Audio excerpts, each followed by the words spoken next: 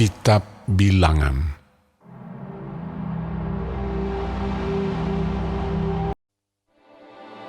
Tuhan berfirman kepada Musa dan Harun, Inilah ketetapan hukum yang diperintahkan Tuhan dengan berfirman.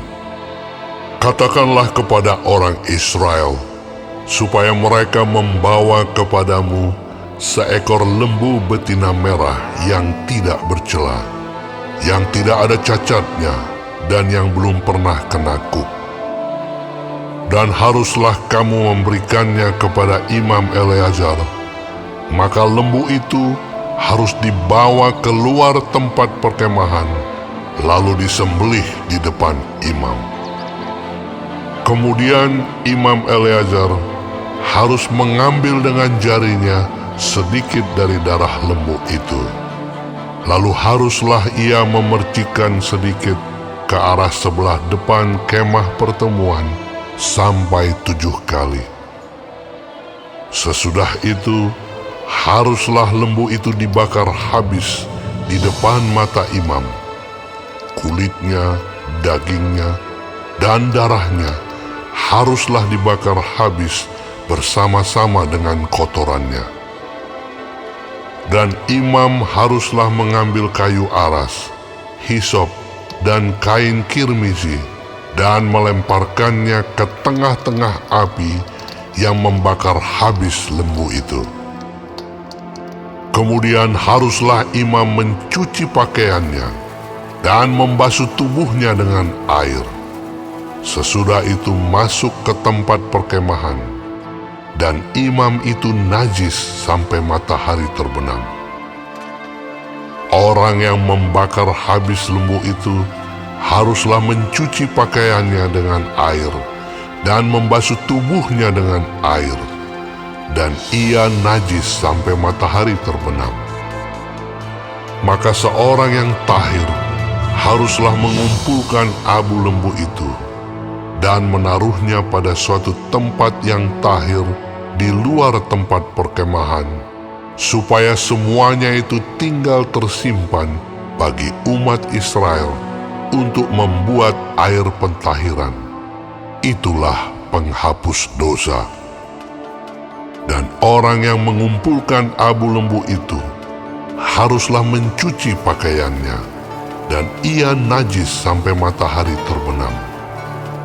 Itulah suatu ketetapan untuk selama-lamanya bagi orang Israel dan bagi orang asing yang tinggal di tengah-tengahmu.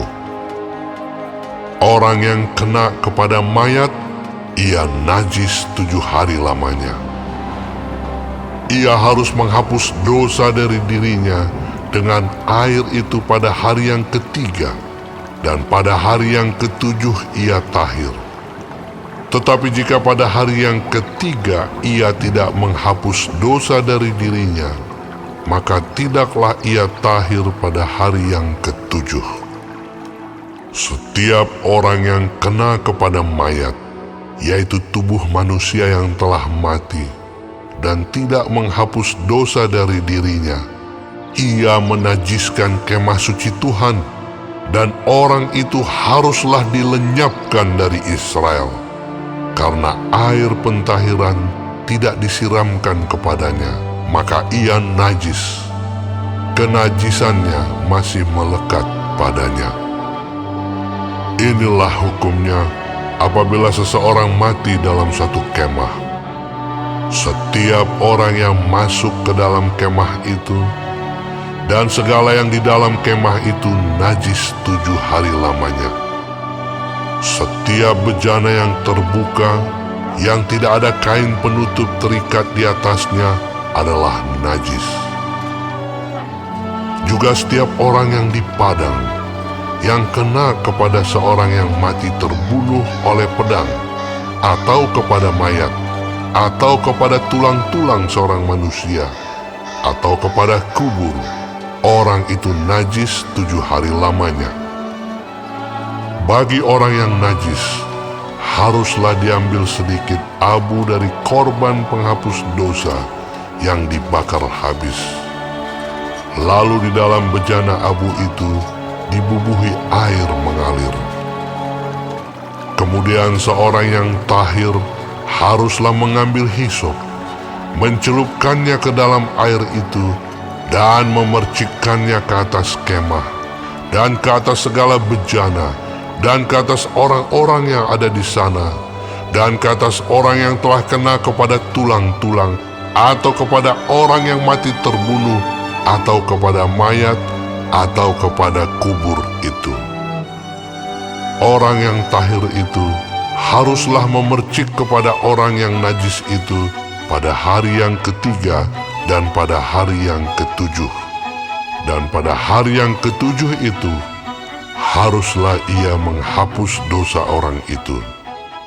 Dan orang yang najis itu haruslah mencuci pakaiannya dan membasuh badannya dengan air, lalu ia tahir pada waktu matahari terbenam.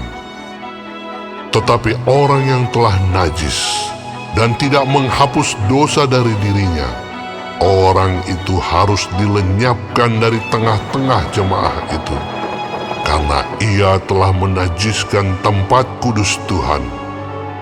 Air pentahiran tidak ada disiramkan kepadanya, jadi ia tetap najis. Itulah yang harus menjadi ketetapan bagi mereka untuk selama-lamanya. Orang yang menyiramkan air penyuci itu, ia harus mencuci pakaiannya. Dan orang yang kena kepada air penyuci itu, ia menjadi najis sampai matahari terbenam. Segala yang diraba orang yang najis itu menjadi najis, dan orang yang kena kepadanya menjadi najis juga sampai matahari terbenam.